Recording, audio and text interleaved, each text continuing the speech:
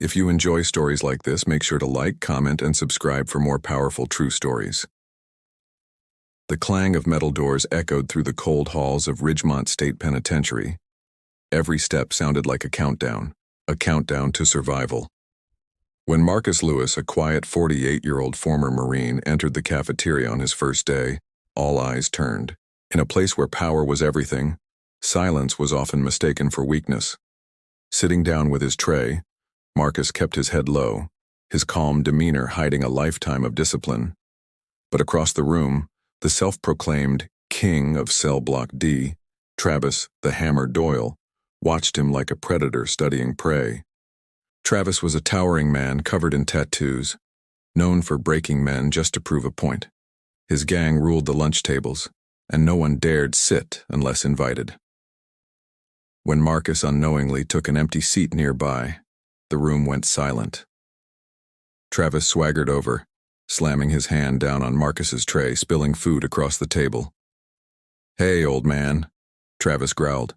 "You don't sit here unless I say so." Marcus looked up slowly, his voice steady. "Didn't see your name on the seat." The cafeteria froze. Murmurs spread like wildfire. No one talked back to Travis. The gang leader's grin turned to rage. "You got jokes, huh? You think you're funny?" He shoved Marcus hard, but the Marine didn't move. Years of combat training had taught him more about restraint than violence. "I'm not looking for trouble," Marcus said evenly. "But if you push me again, you'll find it." The words were calm, but sharp enough to cut through steel. The guards didn't move. They'd seen this play before. Travis laughed, pretending not to be rattled. "You're dead, old man. Enjoy your last meal." That night, the cell block buzzed with whispers. The new guy had stood up to the hammer. Some said he'd be dead by morning. Others said they'd never seen anyone stare down Travis without flinching. But in his cell, Marcus sat quietly, meditating, as if back in the military barracks waiting for orders. The next day brought tension thicker than the prison walls. While Marcus cleaned his tray, Travis approached with 3 of his men. Time to teach Grandpa a lesson. They circled him near the laundry area. Cameras conveniently pointed the other way. Travis cracked his knuckles. "Let's see what you're made of, Marine."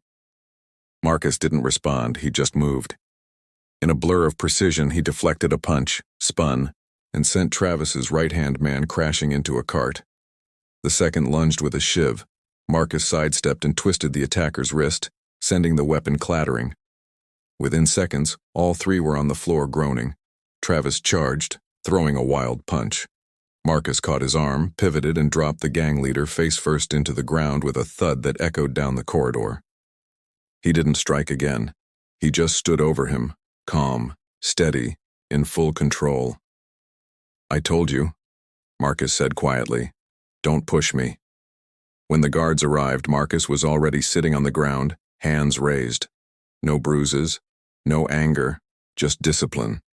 The legend spread fast. Word reached every cell. The quiet man wasn't just a Marine. He was a decorated war hero, a former instructor who'd trained special forces. Even the guards started calling him Sergeant. But Travis wasn't done. He couldn't stand the humiliation. And he had a plan brewing, one that would bring Marcus to his breaking point. Days turned into weeks. Marcus kept to himself, earning quiet respect from other inmates. He fixed broken benches, helped the librarian sort books, and even diffused fights before they started.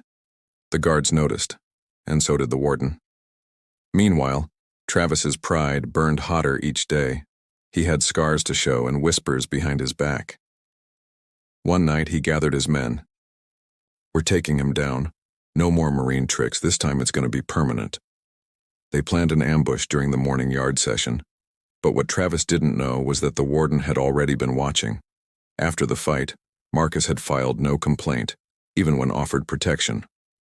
The warden had looked up his file and discovered Marcus had once saved the lives of 6 soldiers in Afghanistan, one of whom happened to be a state senator's son. When the ambush began, the yard erupted. Travis lunged again, but this time, guards stormed in faster than usual. The warden's voice cut through the chaos. "Everyone stand down." Travis froze. The warden turned to Marcus. "You okay, Sergeant Lewis?" The title echoed across the yard. The inmates went silent. Travis's face went pale. "Sergeant." Marcus just nodded once. The warden continued, "You might want to apologize. This man isn't just any inmate. He is here on false charges that were just overturned this morning." Gasps spread through the crowd. Marcus had served 8 months for a crime he did not commit, a clerical error in a corrupt system that had misfiled his paperwork. He was scheduled for immediate release. Travis stammered, I didn't know." Marcus looked him dead in the eye. "You never asked." The gates opened that afternoon. As Marcus walked out, sunlight poured over him, the first real light in months. Before leaving, he stopped by the guard's desk. "Tell Travis something for me," he said with a faint smile. "I hope he learns what real strength is." Outside the prison, a black SUV pulled up.